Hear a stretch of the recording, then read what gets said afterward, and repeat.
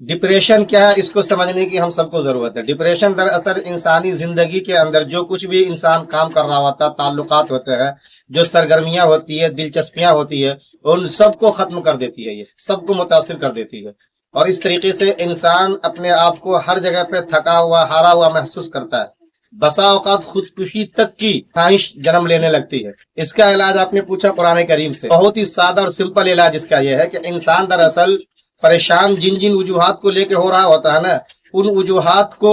ذرا سا دیکھے، اور پھر وہ یہ دیکھے کہ ان وجوہات پہ کیا میں قابو پاؤں گا، یا جس نے یہ کائنات بنائی ہے، کائنات کے اندر اتنے سارے مسائل چل رہے ہیں، وہ ان کو ٹھیک کرے گا۔ قرآن کریم میں ہے وَمَن يَتَوَکَّلْ عَلَى اللَّهِ فَهُوَ حَسْبُهُ، کہ اللہ پہ بھروسہ رکھو کافی ہے۔ اسی طریقے سے سورہ بقرہ میں ہے یا ایھا الذین آمنوا استعینوا بالصبر والصلاۃ، اللہ تعالیٰ سے نماز اور صبر کے ذریعے مدد مانگو۔ اور پھر سورہ رعد میں تو ہے ہی الذین آمنوا وتطمئن قلوبهم بذکر اللہ الا بذکر اللہ تطمئن القلوب، اللہ کو ہر گھڑی یاد کرو، اللہ تبارک و تعالیٰ کی یاد سے تمہارے دلوں کو سکون ملے گا، یہ ساری بے چینی، گھبراہٹ، مایوسی ختم ہوگی، اور آپ ان آیات کی روشنی میں جب ایک اللہ جو پوری کائنات کو بنایا ہے، آپ ان کے پیارے بنے، ان کو سجدہ کریں، ان کو مانیں، وہ سارے مسائل آپ کے حل کریں گے۔